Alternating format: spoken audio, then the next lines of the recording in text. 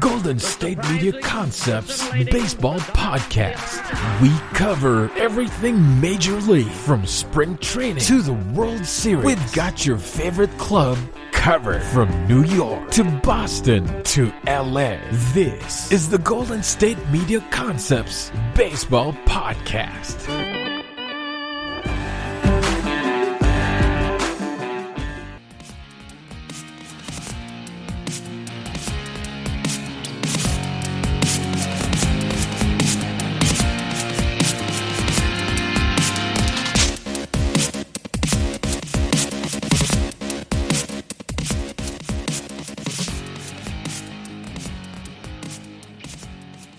Welcome into another edition of the GSMC Baseball Podcast, brought to you by the GSMC Podcast Network. I'm your host, Kevin Mahalik.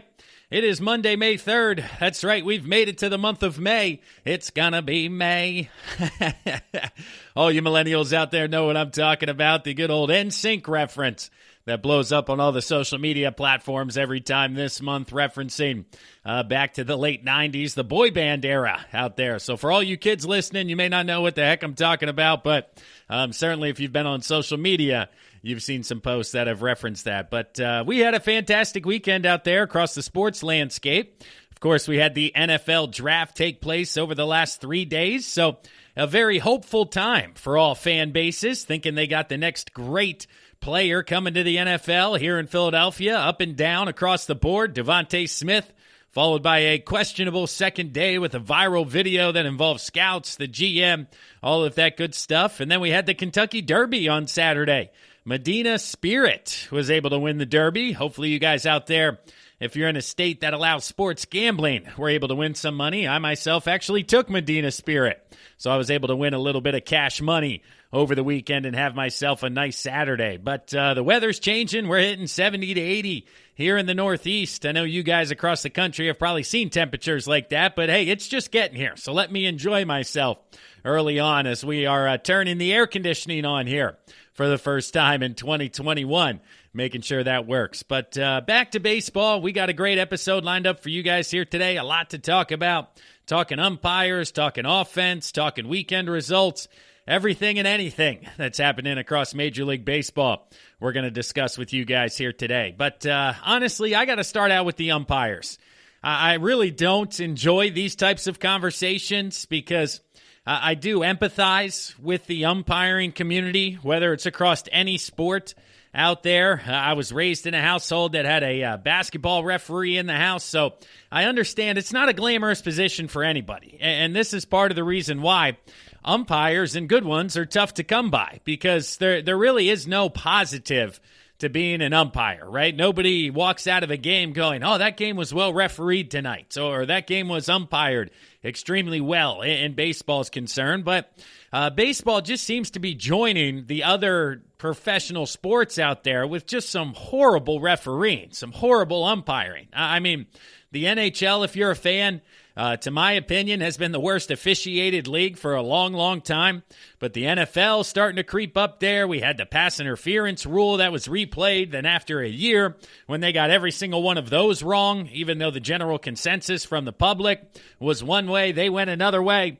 You got basketball in the NBA, which is tough to official because you got, 4 steps being a walk, no zone defense. It's basically a different game than the college game when it comes to refereeing. But baseball's thrown itself into the limelight here for the first month of the 2021 season. I mean, there are 5 or 6 instances or calls that have been absolutely horrendous so far. And none of these, we'll get to it at the end of the segment, but none of these have to do with the strike zone, balls and strikes, which is what is kind of at the forefront of umpiring and has really gotten the conversation rolling here over the past year and a half with robot umps and all of that stuff. But before we get into some detail around that type of situation, I mean, base running.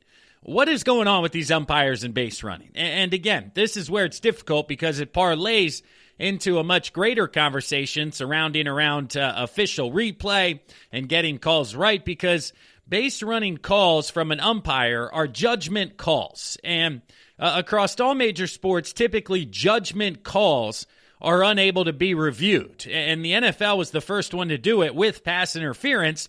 And we all know how that went with good old Al Riveron for a year, basically saying, nope, I'm not overturning any judgment calls. I don't care if 99% of you think it's this call. I'm going to stick with the one that I have. So that was extremely frustrating, and they did away with it after a year, which I don't understand because I think it was the right way to go. It was just run by the wrong individuals. But on the baseball side of things, we've had, 4 base running style of blunders, 3, a couple of plays at the plate, a hit by pitch, whatever you want to do.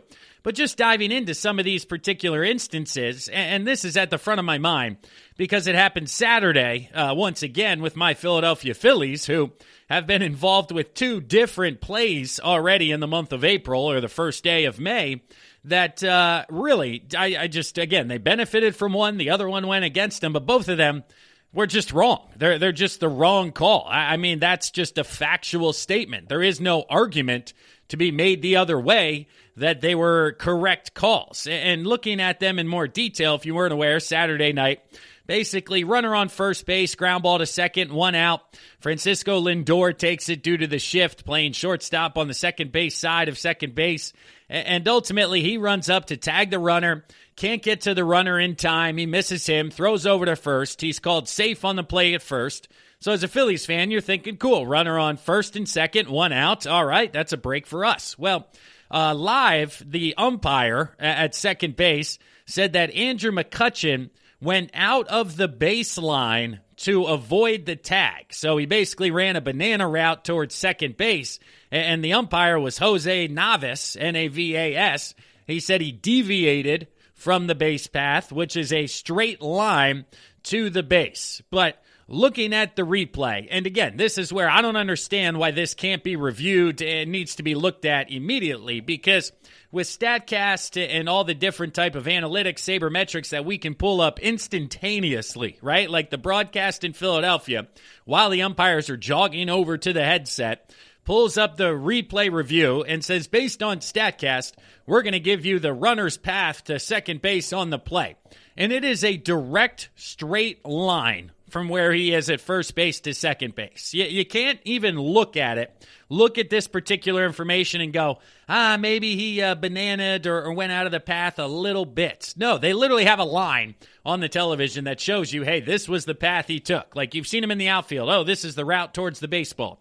Well, this is the way he went from first to second base, and it was directly in a straight line. So clearly a blown call. Clearly a horrible call there. The Phillies get it wrong, or they're on the negative side of this call. Then Lindor throws to first where the runner is called safe, but this play can be reviewed. So they do go to replay, but not to look at what was the horrible call on the play. They just go to look at what was the bad call on the play where the runner at first was out on a bang-bang play. So the second base umpire missed the tag rule, deviating from the base pass. Then the first base umpire blew the call of out or safe. And when we go to review, we can only review one of these calls that both of them got incorrect during the time live. So we got 2 blown calls by the umpires on the same call. And we can only go to replay to make sure we get one of them correct, even though the idea of replay was to make sure that we get the correct call. Make sure we get it right. You know, we got the blown perfect game or no-hitter for the Tigers back in the day, clearly out of first base, calls him safe. And okay, let's look at it. Let's make sure we get it right. I'm all for that. But you got to look at everything to make sure you get it right. So the umpires blew 2 calls in that play. Both of them go against the Phillies in this particular instance, and yet only one of them is reviewable. So just a horrendous display of umpiring in the Phillies-Mets game on Saturday. And then the next one we have was from a couple of weeks ago, or maybe a week ago now, April 28th, between the Brewers and the Marlins, where first base ump Izan Diaz was called safe. Or no, that's the player. He was called safe at first base. I'm trying to get the first base umpire. Here it is. Marty Foster ruled that Godley interfered with Diaz's base path and called Diaz safe, even though it was a slow ground ball to first base. The pitcher picks it up, underhands it to first base. No problem. Standard baseball play across the board. Anybody who knows the sport even a little bit would look at this play and go, what the heck is this umpire talking about? It was just absolutely baffling live. And then what makes it even worse is that the umpire has the audacity after the game to say that he 100% sure the runner was impeded on his way to first base. Diaz actually makes a jog to the right to get out of his way, to get out of Godley's way. That's clear-cut obstruction. It doesn't have to be contact. It just has to hinder or obstruct. That's what happened. And I referenced this back to the NFL draft because Draft Day, the movie with Kevin Costner, it just took me to the scene where the GM's talking to Costner where they put a couple of $100 bills in a playbook. They give it to the player to see if he actually reads it, finds the money. Well, Bo Callahan, the top quarterback prospect, doesn't read the playbook, doesn't get the $100. They say, oh, how about that $100? He's like, what are you talking about? And then the GM says that Bo Callahan is the only player to have the audacity to double down on his lie and basically say, oh, yeah, good joke. Now I remember, this is what you're talking about. So not only did he get it wrong, but then he has the audacity to double down on his lie, on his wrong statement, and not have any accountability, saying, yeah, I blew that call. It wasn't even close. It was a terrible call. No, he goes, yeah, I got it right. And then after the game, clearly watching a replay, which, again, 99% of human beings out there go, what is this guy looking at? He goes, oh, yeah, I definitely got it right. But no repercussions at all for any of these umpires. They're not fired. They're not suspended. There's no fine. So, like, what's the point of getting the call right? I mean, any call you make is going to be fine, right? There's no negative repercussions. There's no accountability anywhere when it comes to potentially blowing a call. Oh, yeah, I blew the call, but I'm just going to say I got it right because nobody's going to come out. Major League Baseball is not going to come out. The Umpires Association isn't going to come out and say, yeah, that was wrong. He needs to be better. So what the heck? I'll just stick with my lie, double down, and that's what we want to teach everybody out there. If you're wrong, just lie about it because there's no negative accountability for any of your actions out there if you're an umpire. And we can go on and on, right? There was an Astros-Angels base running play. Swinging bunt back to the pitcher. He throws it down first base, hits the runner who's not inside the baseline. Well, they call the runner safe at first, or no, they call him out at first because they said he was obstructing the throw and obstructing the baseline. When, again, looking at replay, clearly not the case. So we can't go to replay and look and go, oh, yeah, we clearly messed that one up because what we said wasn't even remotely close to the truth. But no, not a problem. It's a judgmental call, and we don't want to interfere with the judgment of these umpires, even if it is absolutely horrendous and disgusting what they're doing out there. A few weeks ago, we had to play at the plate. Alec Bohm versus the Braves. I talked briefly about it on one of the episodes. Bohm clearly doesn't touch home plate. I'm a Phillies fan. I was hoping, it's not inconclusive. You can't overturn it. Well, there's plenty of angles out there where if you piece things together, he didn't touch home plate. I mean, he beat the ball, but he didn't touch home plate. The replays show it, but they call him safe anyway. Is it because they don't want to make the umpires look bad? Well, they already look bad. They already blew the call. It's on national television. Everybody sees it. It was a blown call. Do your job and get the call right from the replay booth. I just don't understand the apprehension to say, yeah, our guys did a horrible job there. They were wrong. We actually want to get this right. Let's change the call on the field. So it's so frustrating from a fan. Then you had the Marlins and Mets, right? You had the walk-off hit by pitch where a front door two-seamer to a left-handed hitter, so the ball starts at them, moves back onto the inside part of the plate. The Mets guy, Conforto, leans into the pitch, clearly, takes it off the elbow. The umpire behind the plate goes into a strike three mechanical motion before getting halfway through and going, oh, just kidding. I just realized he was hit by the pitch. That's it. Clear it, rotate the bases. He's good. That's it. No, we're good. And it was a strike. Look at the strike zone. That was a strike. How do you get hit by a pitch, not on purpose, on a pitch that's in the strike zone? Like, I don't think that's physically possible to get hit by a pitch in the strike zone without leaning into the pitch and doing it on purpose. And none of the four umpires doing this game, again, you got a home plate, first, second, and third umpire. None of these guys saw this live. Nobody, just everybody else, just the entire, 5 million other people watching this game on television were able to see this, and the four guys who are getting paid to actually umpire this game can't put this together. It's just embarrassing. I mean, that's 5 embarrassing plays in a matter of, we'll call it 5 weeks, just to be gracious to the umpiring community. So 1 a week, absolutely disgusting and egregious calls by the umpires, but not once has Major League Baseball, the Umpire Association, come out and said, yeah, these calls were absolutely horrendous and wrong, and we need to improve and we need to fix it. They just let it go. No accountability, no nothing when it comes to umpires and judgment calls. And it's just disgusting watching it from a fan's perspective. And, again here, wrapping up segment 1, but just looking at balls and strikes, right? Everybody out there, we can't have robo-umps. We don't want robotic umpires. Human judgment is part of the game. If this guy gives a little outside or a little high, that's just his zone, and you need to adjust. Well, looking at it here, I'm going to call out Sean Barber because he's the lowest-ranked umpire when it comes to balls and strikes. He's missed 60 out of 376 calls. Now, these numbers are about a week old here, but that's good for an 86.2% correct call on balls and strikes. And for context, all umpires collectively have called 91.4% of pitches correctly this season. That's just absolutely disgusting. I mean, 91.4, right? Oh, that's an A, Kev. That's not that bad. What are you talking about? I know grades in high school. Over 90, that's an A. Well, think about it this way. Starting pitchers on both teams throw about, just say round numbers, 100 pitches each, right? They go 7 innings during these. So each one, they miss 8 out of 100 of these pitches. These guys are going 7 innings. So on the top of the inning, every inning, the umpire's missing at least one ball or strike call. Every inning in the bottom of the inning, he's missing at least one ball or strike call. If you go, 100 relief pitches between the combined two, they're missing 8 more of those. So 8th and 9th inning, top of the 8th, they're missing 2. Bottom of the 8th, missing 2. Top of the 9th, missing 2. Bottom of the 9th, missing 2.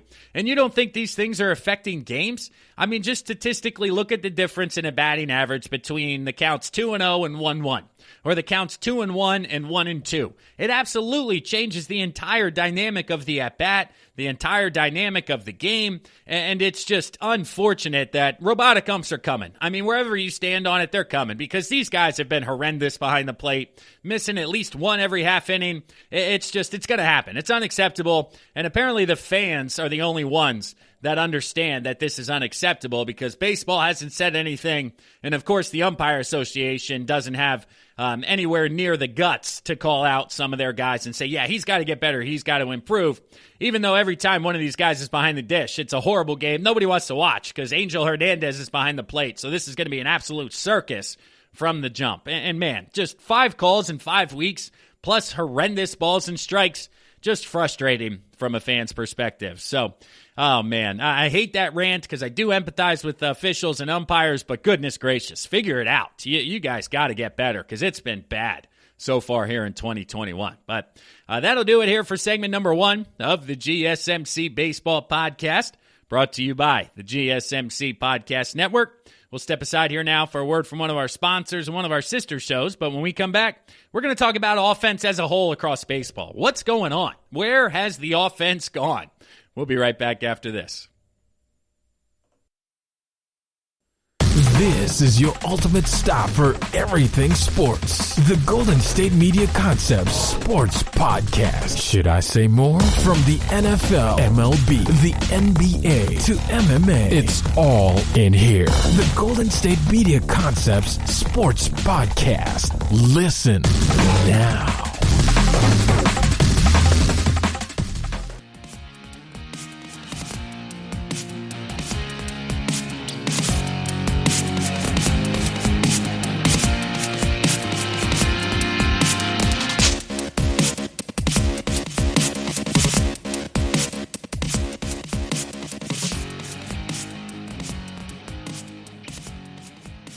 And thanks for tuning in to the GSMC Baseball Podcast, brought to you by the GSMC Podcast Network. I'm your host, Kevin Mahalik. Appreciate you guys tuning in. Check us out on social media. Head to Facebook, Twitter, Instagram. Follow GSMC Baseball. We got ourselves a Facebook page that keeps you guys up to date with the latest information going on across the sport out there. Some craziness takes place every day, right? Baseball is one of those sports where they say, hey, if you watch enough baseball, you're going to see something today you've never seen before. So subscribe, click like to our Facebook page, and you'll be up to date with all of that, as well as Twitter. We'll give you guys some hot takes, give you what we're thinking out there, share some quality content as well on the Twitter sphere. So I know you guys are on those platforms. Yeah, maybe you're not on Facebook anymore if you're a little bit older listening to this, or a little bit younger, I guess I should say. But check us out on Twitter, as well as follow the GSMC Podcast Network. We got ourselves a page for the Podcast Network on every platform out there, as well as LinkedIn. So if you're on LinkedIn, hit like, hit subscribe, hit follow. That helps us continue to grow here across the board as we continue to evolve in the best baseball podcast available. I know a lot of you guys have left feedback on the reviews on Apple Podcasts, so I certainly appreciate you guys clicking that like button and helping us continue to grow. But here in segment number 2, we're going to talk a little bit about the offense in general across Major League Baseball, because it has basically disappeared. The month of April was certainly cause for concern across multiple outlets for baseball, across fans, just anybody who's a fan of the sport has to be concerned with what's going on in April, because it was an anemic April for offenses around the league. I mean, major league hitters, we talked in general, hey, the Cubs had a low average, this team had a low average. Well, putting together the entire league across the board, hitters are hitting just .232 through the month of April. And just some reference, right? I'll give you guys some stats. I'll kind of give you my thoughts, my takes on what's happening out there. But guys hitting .232 overall through April. That's down from .252 back in 2019. So the last full season we had, the month of April, .252. So 20 full points below what it was that year. And then under the record low of .237 set in the infamous year of 1968. Now, why is that year infamous? I mean, I wasn't alive back then. But that year and that batting average resulted in the lowering of the pitcher's mound. So the last time an average was this low in the month of April, they lowered the mound, right? It was Bob Gibson, the year of the pitcher, the Bob Gibson rule. We got to lower the mound. Well, that's because the offenses were absolutely terrible. So they lowered the mound last time the offenses were this bad. Are there going to be any rule changes coming due to the lack of offense here in 2021? We'll wait and see. I'll give you guys a bit of information on that later in this segment to talk about what some leagues are doing to try to combat this. But .232 is just horrendous. I mean, my goodness. But hits are averaging a record low 7.63 per game, which has been between the numbers of 8 and 10 hits per game for every year from 1937 until last year. Once again, except for 1968, where it went to 7.91. So it got under 8 hits per game combined between the two teams, and they lowered the mound once again. So this has only happened in 4 other seasons. I talked about 68. The other 3 came in the Dead Bull era. We got 1907, 1908, and 1909. So everybody's averaged at least 8 hits per game across the board, except for 68. And once again, they lowered the mound. So here we are at 7.63, which would be the historically lowest of all time. And now, my goodness, things just continue to decline. So batting average is .232, under 8 hits per game, and just no runs being scored across the board. And with every other sport dictating their rules to transition to offense, right? More offense equals more fans, more excitement. You got the NBA. The average per game is at like 110 or 120 now. I mean, I don't know how many games I look at. It's 121 to 115 final score, when years ago, if you cracked triple digits, man, you had yourself a good day offensively. You look at the NHL, all the rules, all the changes, more goals, 4, 5, 6 goals a game. This is what we want. Excitement, offense. And we got the National Football League. All the new rules being implemented against the defense to benefit the offense. You know, the pass interference rule, defensive holding, illegal contact. All of this stuff lends itself to being a more offensive sport. It's kind of the reason why soccer isn't the most popular sport here in America like it is across the rest of the world, because you got games 1-0, 0-0, 0-0, 2-1. And I'm not watching this for 90 minutes to see 2 goals being scored. Well, here I am watching baseball for 3.5 hours, and these games are now 3-2, 2-1, 4-2. It's frustrating, right? So what's the cause of decline for the offense across Major League Baseball? Well, there's a couple of different potentially tangible reasons that have come in this year, and then a few of my own opinion. And the first tangible one is we talked about how Major League Baseball quote-unquote deadened the balls this year, right? They tested new baseballs in an independent lab. Balls are going to fly a couple of feet shorter once you get over 375. They loosened the winding on the interior of the baseball to try to make it not jump as far. Another contribution was that now 10 out of 30 Major League Baseball stadiums have humidity-controlled storage spaces or humidors. This was up from 5 last year. I mean, everybody knows Denver is kind of the OG when it comes to humidors, but now there's 10 out of 30. So, the ball isn't flying as far. It's not as juiced. And then you have the strikeout, home run, or walk, all or nothing style of baseball that it's truly become here in 2021. And this worked when the balls were juiced, the ball was flying. But now here in 2021, the home runs have dropped to a record, or from a record, 1.39 per team per game. So, almost 3, what's that, 2.7 between both teams in 2019. That went down to 1.28 in last year's 2020 season. And now this year, it's down to 1.14 per team per game, which is the lowest since 2015. And again, in 2015, it was a much more contact-based sport, a much more doubles sport. And now it is home run, strikeout, or nothing, and it's down to 1.14. So essentially 1 a game per team.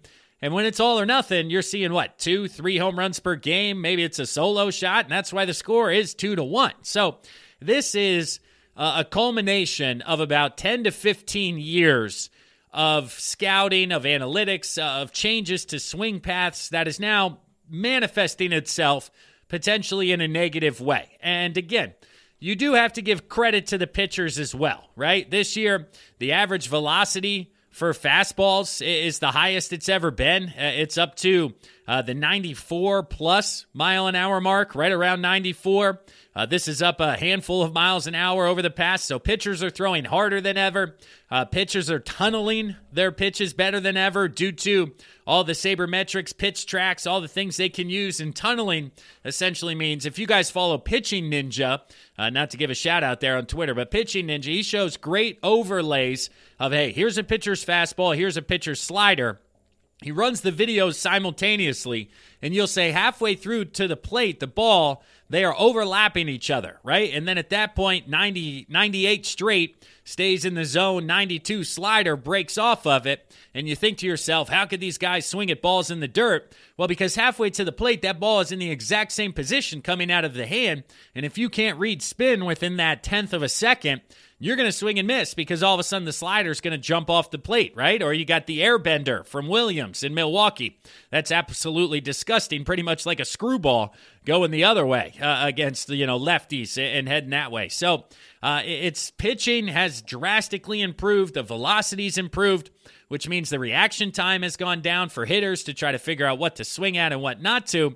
But strikeouts have climbed a crazy, crazy amount here in the 2021 season. Strikeouts have averaged 9.06 per team per game. So think about that. There is at least one strikeout per every half inning. Top, bottom, at least one guy is going to strike out. And this would be a set a record. They're on a record pace, I guess I should say, thus far, for the 13th consecutive full season. And that gets back to my point about 10 to 15 years of just kind of a decline in scouting and what ultimately you're looking for, right? So strikeouts already are 1,092. There's 1,092 more strikeouts than hits. And this is happening just 3 years after strikeouts exceeded hits for the first time in baseball over the course of a full season. So 3 years ago, finally strikeouts passed hits, and now between 1 month into the season, it's 1,000 ahead. So put that pace, right? Go 5 months. 5,000 more strikeouts than hits this year, when 3 years ago that happened for the first time in the history of baseball. It's just absolutely fascinating what is happening and how many strikeouts there are. And just looking at it, right? People always say, oh, it's home run, strikeout, or walk. Those are the 3 opportunities we have in baseball right now. Well, right now, the 3 true outcomes are happening at a record percentage. It's 36.5. 36.5% of plate appearances either end in a home run, a strikeout, or a walk as opposed to 5 to 10 years ago where that number had never been greater than 30%. So home run, strikeout, or walk, that number's at an all-time high. And then the lowest batting average for balls in play, BABIP, is at the lowest mark since 1989. So we're having a decrease in hard hit percentage. We're having a decrease on batting average of balls put in play. Let's see, in 2008, 42% of swings put balls into play. This year in 2021, it was 35.4. In 2008, swing and miss percentage was 20%, and this year it's 27.3%. So guys are swinging and missing at a record level. Even when they're hitting the ball, the hard hit percentage has declined. And ultimately, all of that leads to just the fact that nothing is going on for offenses. And then you have the defensive shift, right? So here's a figure for you. 20% of plate appearances involved a shift back in 2015. Now, 6 years later, a full 40% of plate appearances have at least some sort of a shift. So almost a half, right? 4 out of 10 plate appearances involved a shift this year when it was only 20% a number of years ago. So, I mean, I understand it's April. It's cold weather. It's not quite hitting season. Things are ultimately going to tick up here, but the batting average in April in 68 was 230. This year it's 232. The .309 on base percentage is the lowest since 68, where it was .294. And again, it's just, man, we are lining up to have a 1968 style of offensive season, and that is when they moved the mound down. They lowered the mound to ultimately give the hitters a better chance. So what rule is going to take place after this year? They're going to have to do something if these numbers continue throughout the rest of the summer and the offense just continues to be nowhere to be found.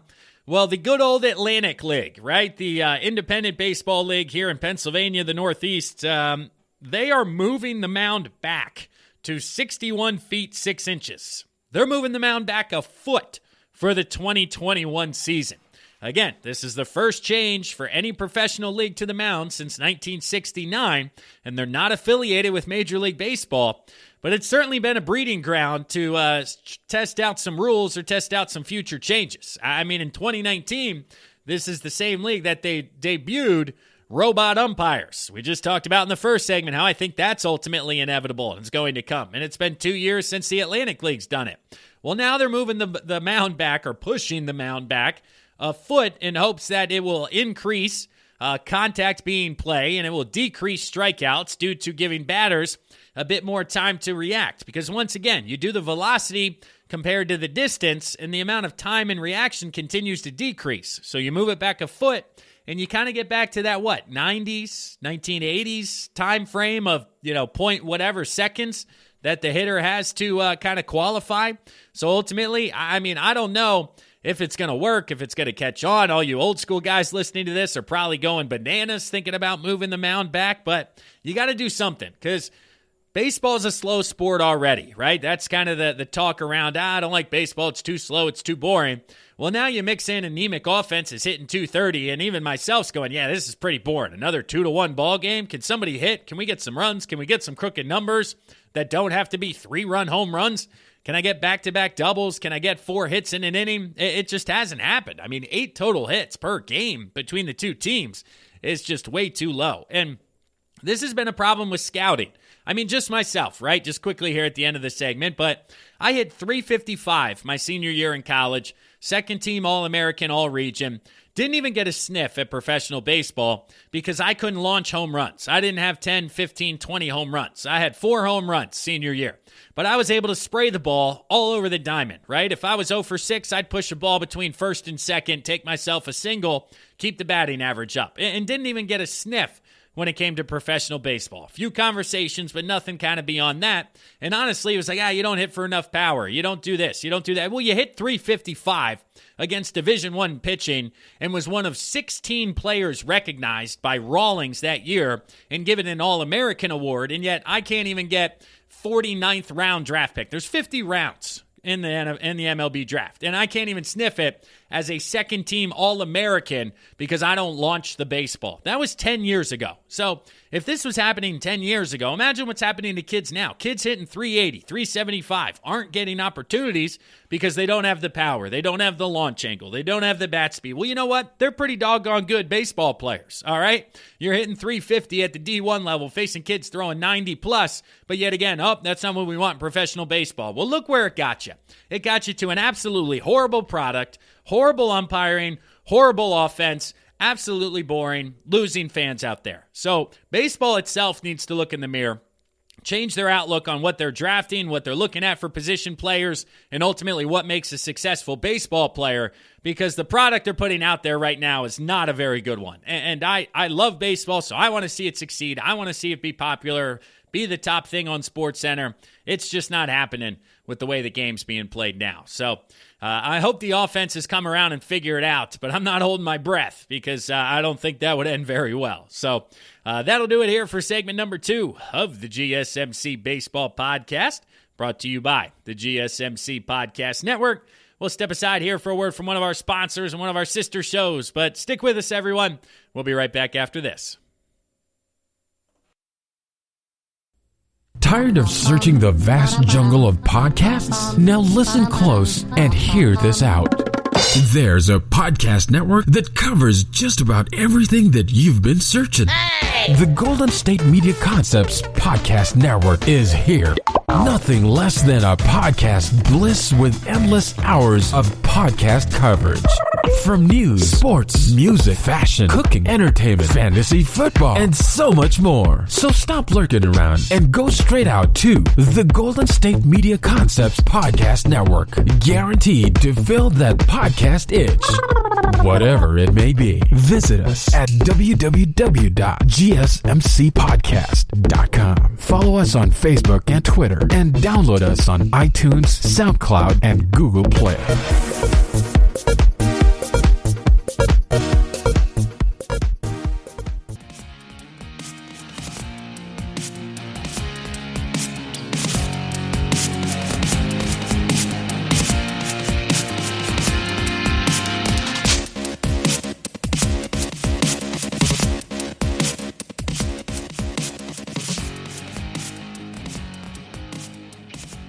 Welcome back to the third segment of the GSMC Baseball Podcast, brought to you by the GSMC Podcast Network. Appreciate you guys tuning in.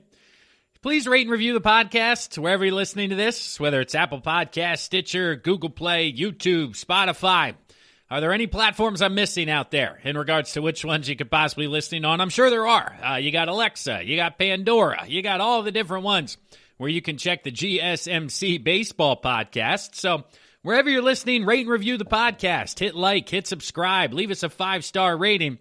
If you're on Apple Podcast, just talk about what you guys liked on the episode. Give me your thoughts, right? What's going on out there? If you write a review, I'll read them here on the show.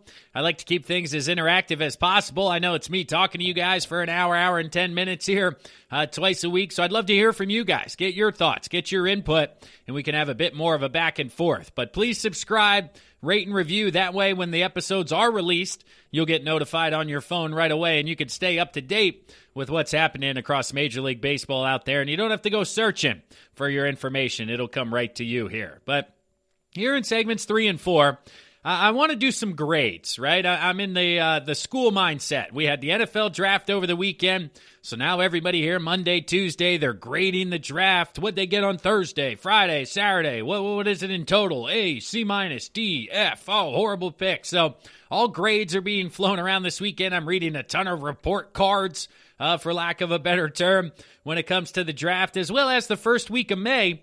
It's final season for all you kids out there in college who are going through the end of the spring semester. So again, the beginning of May, I'm like, oh shoot, finals, grades, NFL draft, grades. So let's hop on in and talk about grades for Major League Baseball. Let's grade every team through about the first month of the season here, through the month of April. How's everybody doing? The easiest way for me to do it was to go alphabetical, so we're not going to go by division. We're just going to go alphabetical.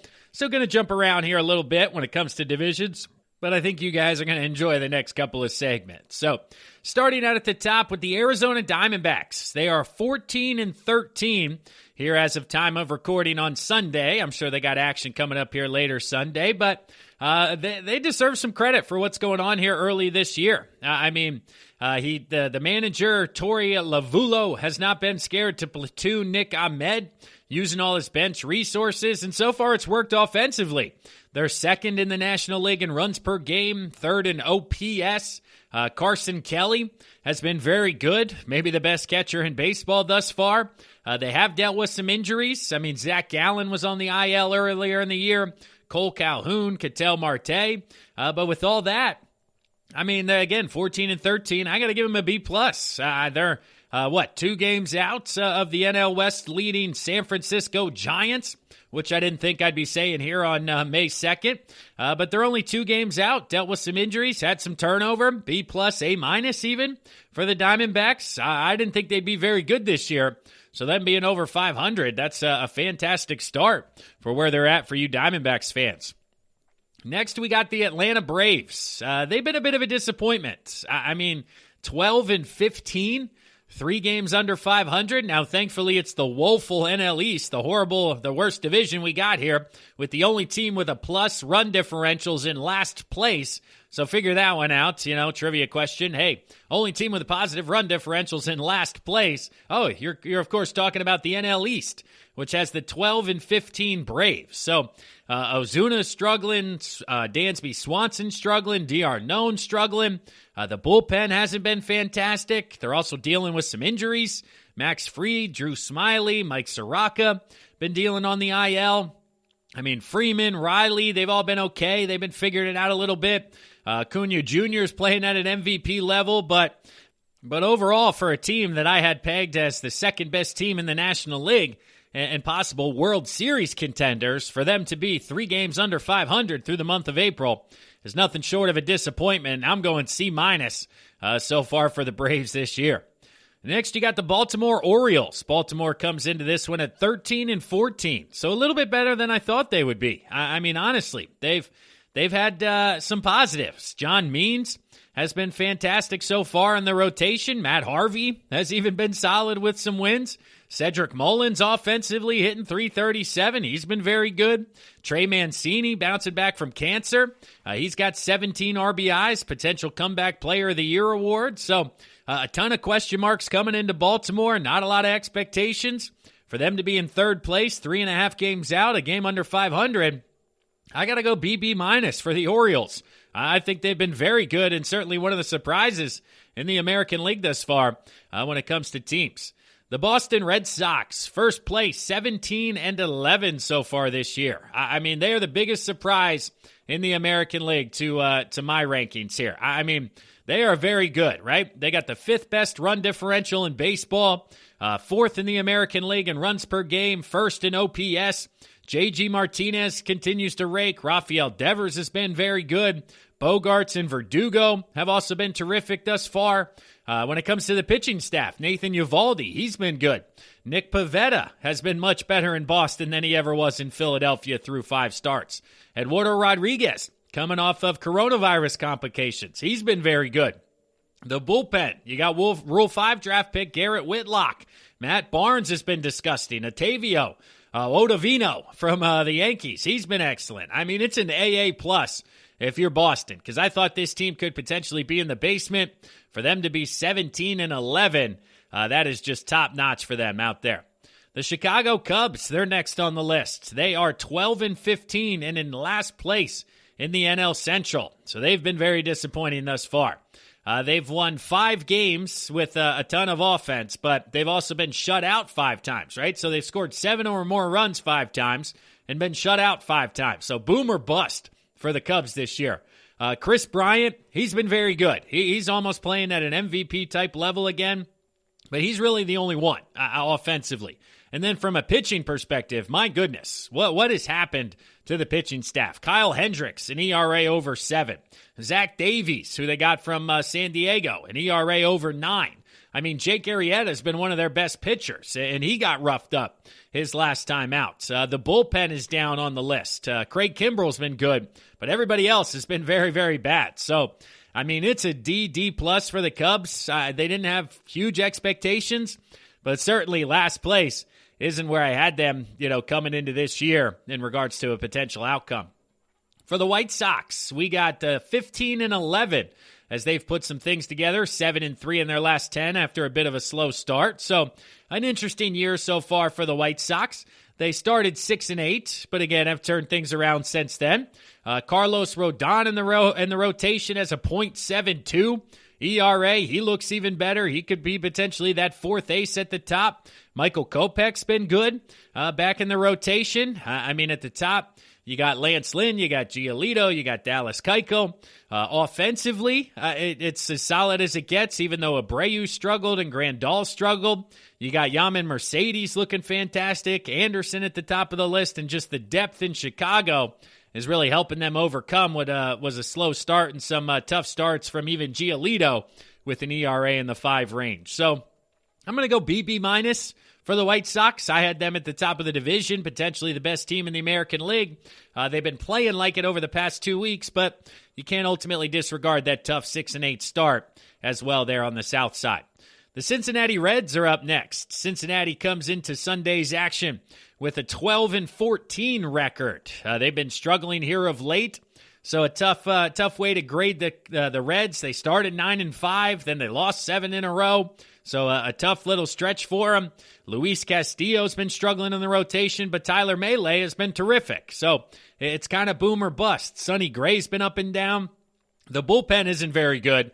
TJ Antone has been good out of the bullpen, but everybody else has been bad. Amir Garrett has been bad. Jose De Leon, not very good. So I really don't see Cincinnati turning it around with the way their bullpen is lined up. So I'm going to give them a C minus as well here through the first month of the season. Next, you got the Cleveland Indians. Cleveland is 12-13, 4 games out in the AL Central. They're 13th in the AL in runs scored, 13th in OPS. Jose Ramirez is starting to get going, but he struggled early on. Jordan Luplow has been a nice surprise. Franmil Reyes hitting the ball out of the park with 7 home runs. Savali and Bieber have been good, but everybody else in the rotation has struggled. I got to go C for the Indians. I didn't have huge expectations, so maybe C+ based on how they're relating to expectations thus far and kind of what's taken place there in Cleveland. The Colorado Rockies, where are they at? 10-17, last in the NL West, fired their general manager, traded Arenado, gonna have to trade Story. D-, F. It is not good news out there in Colorado, and we talked about them in length in last week's episode, so you guys can scroll back and check that one out. But Colorado's got to get the worst grade thus far when it comes to ultimately having all these options and just a new general manager. They're going to have to trade out all their talent. That is just an F out there in Colorado. The Detroit Tigers. Detroit comes in at 8-20. They've gone 1-9 in their last 10. So really struggling, but didn't have expectations coming into the season. It's tough being Detroit, right? We thought they'd struggle. Casey Mize has been solid. Tariq Skubal has been okay in the rotation. Their ERAs are high, but if you kind of dive in, sabermetrics, things like that, it's a little bit better. Offensively, Will Castro struggled. Victor Reyes has struggled. Candelario struggled. So if they could get these young guys to keep developing, they could turn things around in Detroit. But, man, it's got to be a D so far. They haven't really given you a reason to kind of look up here into the future moving forward. The Houston Astros are next on the list. They're 15-12, half a game out of first place. They've had themselves some tough stretches. They were up and down, right? Started 7-1, lost 9 of 10, now have won 7 of 9. So they're a streaky team so far early on. Correa and Bregman have been heating up a little bit here. Yuri Gurriel's been very good. Michael Brantley's been good. Jordan Alvarez has been solid. Really, it's going to come down to the pitching staff. Christian Javier has been a plus out of the pitching staff. Garcia's got good stuff. Odorizzi got hurt, so that's a negative for them there. Greinke's been good. McCullers. Ryan Presley out of the bullpen has been very impressive. So I'll give them a BB+. Again, a lot of people were down on them. They lost George Springer. Verlander's hurt. He's out for the year. So I'll go B+ for the Astros as they're showing, hey, they're still going to be around. Postseason certainly looks like a really good possibility. Next, we have the Royals, 16-9. They got themselves the top record in all of baseball. It is just fascinating that the Royals have been able to do this. It's got to be an AA plus without even talking about it, right? I mean, it's interesting because the run differential for Kansas City is only +6, which is what the Marlins are in worst place. But again, they've been winning the games they have to, right? Jacob Junis, Danny Duffy have been excellent in the rotation. Duffy, .39 ERA. Brady Singer has pitched well. Now, he left his last start with a bit of an issue, but that might be okay. The only thing is that they need more offense, right? They lead the American League in stolen bases, but just 10th in on-base percentage. So can they keep this up over 162, or is it going to kind of come back to earth and back to middle ground? But, I mean, through the first month, it's nothing short of an AA+, and I don't know how anybody else could really label things any differently. The LA Angels are next here on the list, and the Angels at 13-12, a game over 500, fourth place in the American League West. I'm going C+, B-. I mean, the Angels individually, Shohei Ohtani has been one of the most fun guys to watch this year, both as a pitcher and a hitter. He's an MVP candidate. Mike Trout is having another MVP type of year. Jared Walsh offensively has been fantastic or having a good year. Anthony Rendon has struggled a little bit since heading out west, so that could be an issue. But the back half of the pitching staff, Alex Cobb, Jose Quintana, they haven't been very good. Griffin Canning has struggled with the rotation. So the depth and the rotation been an issue, but offensively and entertainment value, this team's been fun to watch. So C+, B- for the LA Angels. Next up, we got the Los Angeles Dodgers, and they're at 16-12, a half a game out of first place. BB-. I mean, they're 3-9 in their last 12 after starting 13-2, right? It would have been an AA+ at 13-2, but you got to include these last 12, and it's just tough, man. I mean, Mookie Betts, he's been okay. Corey Seager's struggling here a little bit. The rotation's fantastic, but the Dodgers are 4-6 in one-run games and 1-3 in extra inning games. So not winning the close ones late in the game and struggling after that fantastic start. So BB+ down from an AA+ through the first 2+ weeks of the season. The last team to talk about here in segment number 3 is the Miami Marlins. And I told you guys earlier, last place in the National League East, but a positive run differential and 11-15 overall. So there's some good and some bad happening down in Miami. I mean, their rotation is excellent. Alcantara, 3.19 ERA in 6 starts. Trevor Rogers, 1.29 ERA. He's fantastic. Pablo Lopez, 2.34 ERA. And Sixto Sanchez hasn't even gotten on the mound yet, dealing with some injuries. But the offense is a black hole, right? They don't have Starling Marte due to an injury. Brian Anderson is yet to get going. Chaz Chisholm, he's on the injured list as well. Aguilar and Dickerson have been okay. So they've battled, but I mean, B-, C+ for Miami, just due to kind of expectations and where we thought they would be. But that's halfway through here, so I'm going to step aside here one last time, for a word from one of our sponsors and one of our sister shows. But when we come back, we're going to go through the second half of the league here, the final 15 teams. Where are we grading them? It's grades weekend, finals, NFL draft. Stick around, everyone. We'll be right back after this.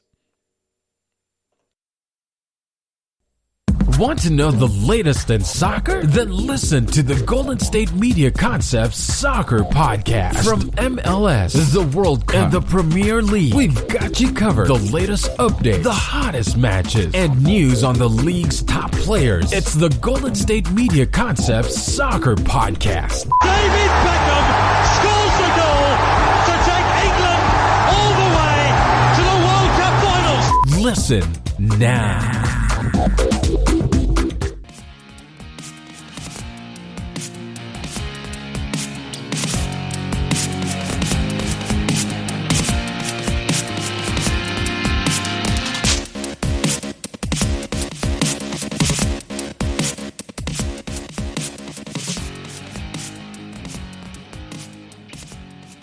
Again for listening to the GSMC Baseball Podcast, brought to you by the GSMC Podcast Network. I'm your host, Kevin Mahalik. It is Monday, May 3rd. Hopefully you guys had a fantastic weekend. Cinco de Mayo coming up here this week by the time I'll talk to you guys next. Hopefully you got your parties lined up here. What's happening? Cinco de Mayo, enjoying yourself. Ultimately having a good time out there.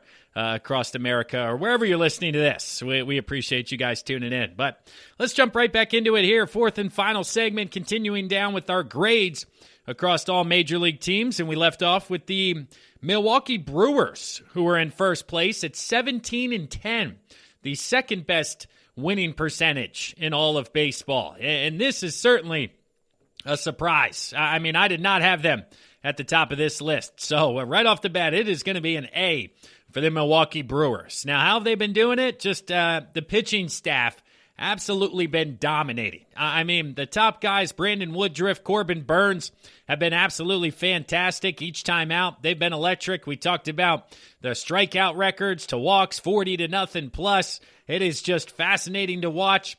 Young right-hander Freddie Peralta has also been very, very good with a 2.25 ERA so far. Out in the bullpen, Devin Williams, again, his airbender, just absolutely disgusting. Probably the best pitch in all of baseball. And I know that may sound like a bit of an outlandish statement with all the solid arms out there, but Williams' changeup, it is just, I don't know if it can be replicated, which is why I think it's the best pitch in all of baseball. Josh Hader has been excellent, top flight closer from the left side. So, man, it has been great stuff from the pitching staff of the Brewers. Now, offensively, got to pick it up here a little bit. I mean, you know, they're last in the National League in OPS, 11th in runs scored, 27th in strikeouts. So, not very good, right? Christian Yelich has been hurt. Lorenzo Cain's been hurt. Hiura and Garcia haven't been excellent, but based on record, based on pitching, it's got to be an A. I mean, if you're really nitpicking, A- for the Brew Crew, but top of the list there, top of the grades, it's an A for the Brewers for me thus far. The Minnesota Twins, 9-16. What? 9-16 for the Twinkies. Not what we had anticipated coming into the year. I mean, that's an F. That's a D-, F for the Twins. Their run differential is -6, so maybe not as bad as the record shows, but goodness gracious, it has been bad offensively. Byron Buxton, very, very good. Nelson Cruz, very, very good. Everybody else, completely underwhelming. Miguel Sano, he was bad, then went on the injured list. Jake Cave, not very good out in left field. Alex Krylov, not very good. On-base percentage under 200. Max Kepler struggled. Jorge Polanco struggled. In the bullpen or in the rotation, Kenta Maeda, his ERA 6.5. So he was opening day starter. Fantastic year last year. Not very good.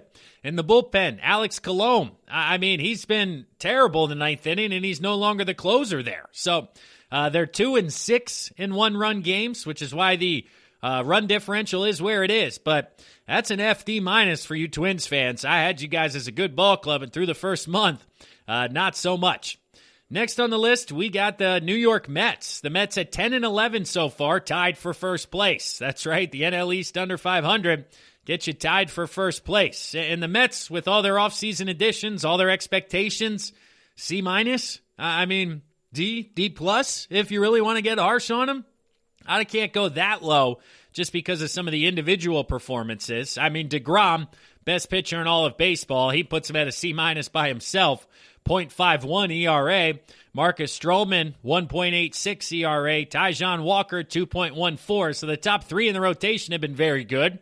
The bullpens figured it out after a tough start, but they're not top-notch. But offensively, last in slugging in the National League. 14th in OPS. Lindor's been terrible. Smith and McCann both have sub-600 OPS marks. McNeil, Conforto, not much higher than that. So can the offense figure it out with all these additions? McCann behind the dish. They signed Lindor. It is just a tough start because with a rotation, 3 guys under a 2.15 ERA, and you're under 500, it's got to be a D-. I mean, offensively, F. Rotationally, B, A. So I'll go C- and kind of meet in the middle there. The New York Yankees, they've been a disappointment, 13-14 so far. They've been a bit better of late, but it's got to be a C- for them as well. I had them as one of the top teams in baseball, just like everybody else did, in regards to World Series favorites, American League favorites. So Judge is starting to come around. Stanton, Urshela, they're starting to come around, but DJ LeMahieu's been okay. He always hits, but expectations may be a bit higher. Gary Sanchez, Clint Frazier, Torres, Hicks, both of those guys, I mean, they're 12th in the AL in runs scored.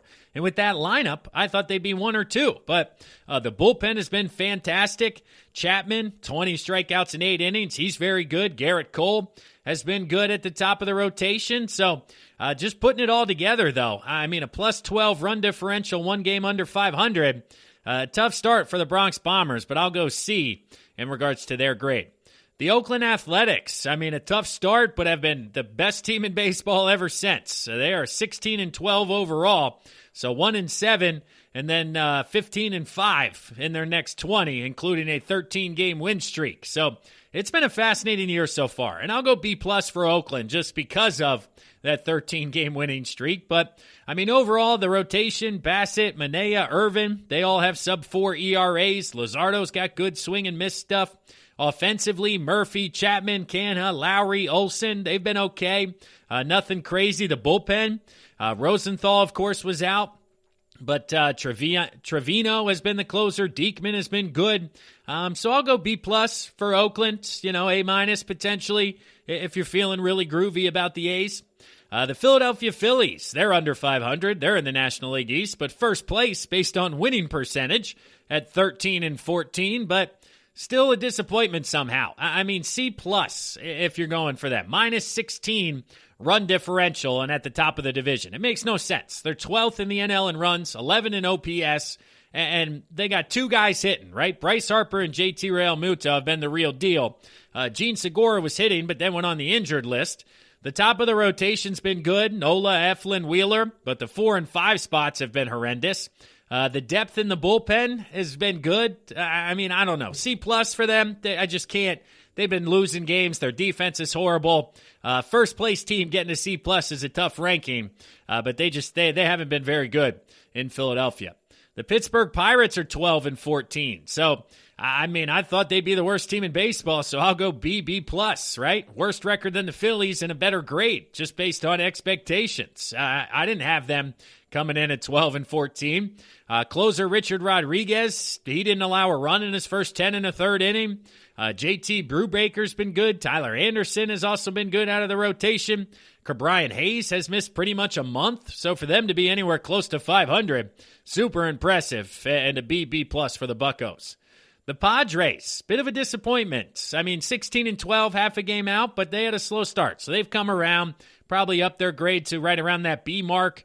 Of course, adding Snell, Darvish, Musgrove. Darvish and Musgrove have been very good. Snell's been solid. I mean, that's what you're getting out of Snell. Ryan Weathers has been good in the rotation. They've dealt with some injuries. Mark Melancon has been fantastic in the bullpen. Drew Pomeranz out there. They're 8th in the NL in runs, 9th in OPS. Tatis starting to build momentum. Hosmer's got some RBIs. So they struggled early but seem to be finding their groove, and we'll put them right at that B mark out there in the NL West.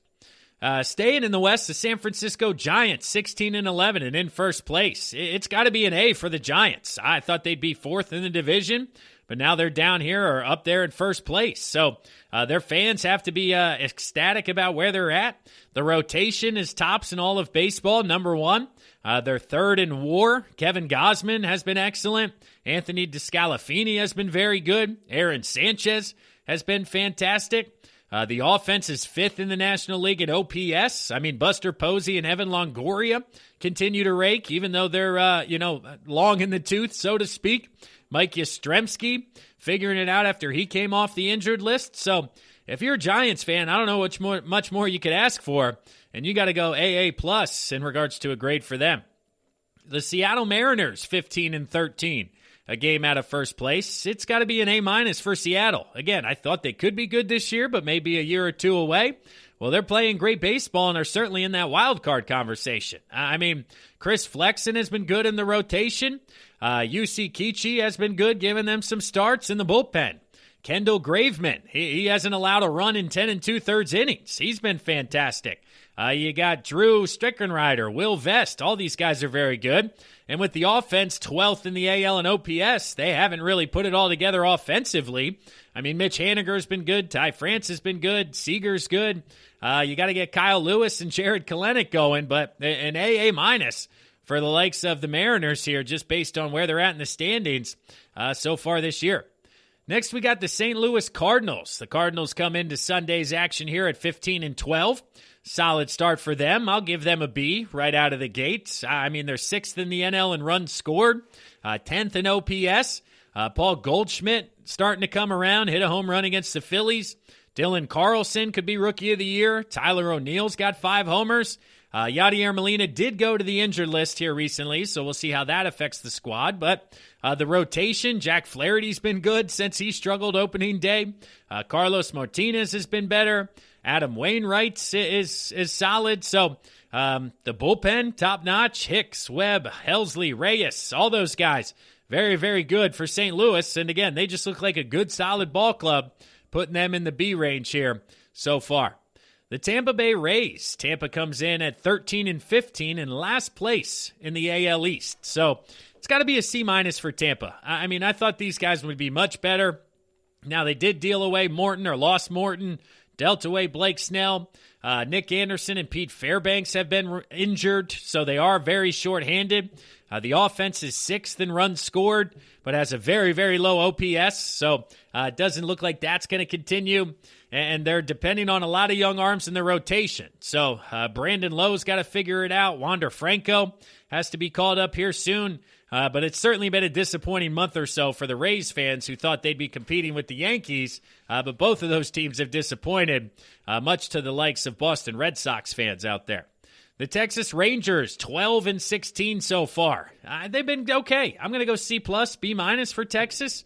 I mean, first baseman Nate Lowe looks like the real deal. He's been solid so far this year. Adolis Garcia showed some power potential. Nick Solak, 7 home runs. He's been good. They acquired Dane Dunning in the Lance Lynn trade, who's been solid. So, I mean, where expectations were, where Texas is, I can't really, smite them here too much. I'm going to go C+ for the Rangers so far. The Toronto Blue Jays, how are they making out so far? They're 13-12 in second place. B- for Toronto. I didn't know exactly how good they'd be this year, and just over 500 sounds about right, especially without having George Springer for pretty much the entire month. But Vlad Guerrero Jr. is crushing the baseball all over the place. 350, 7 home runs, 20 RBIs, more walks than strikeouts. He's an under-the-radar MVP candidate. Bo Bichette tied for the team lead in homers. Randall Grichuk's been very good offensively, but struggling. Kevin Biggio, Gurriel's been struggling. Again, they had the injury to Springer. The rotation is probably the shortcoming. I mean, Robbie Ray, his ERA is 2.78, so he's been solid, but Hyun-Jin Ryu's on the injured list, and the depth starting to show itself. So C+, B- for Toronto, but I think better days could be ahead for the Blue Jays. And then lastly here, we got the Washington Nationals. Washington at 11-12 at second place in the National League East. Again, luckily that division isn't very good. I had them as a wild card team, so I got to go D+, C- for Washington. I mean, they have the worst run differential in the National League, 14th in runs scored. Soto is on the injured list, so that's a big reason why they've struggled, but Steven Strasburg's on the IL. Patrick Corbin hasn't been very good, so outside of Max Scherzer, that rotation doesn't look great. Eric Fede has been solid. John Ross has been okay. So offensively, though, a lot of people struggling. Turner's been good. Zimmerman's okay. But all the names that they have there in the pitching rotation and the health just lends it to be a C- for Washington as they're trying to straighten things out and figure it out. Even though they're in second place, they just haven't been very good when it comes to my expectations. So, but that's it here. Those are all 30 grades. Let me know what you guys think in the comments. Who was I off? Who did I grade too low, too high? Let me know your thoughts here. But that wraps it up for today's episode. Another good one in the books. I mean, you guys heard me rant for 15, 20 minutes there in segment number 1 about the umpires, and Major League Baseball really does have to figure it out. They either have to keep these guys accountable or call up some of these minor league guys to get them out of here, because it's been bad for the first month of the season. I mean, 5 horrible calls in 5 weeks is just too many. And then balls and strikes, of course, always going to be discussed, but percentage-wise, just really, truly struggling. Offensively, maybe the teams will get it going here, but historically, the worst season through the month of April. It'll be fascinating to see how the Atlantic League does moving the mound back a foot, and if that will see that in the major leagues in a year or two.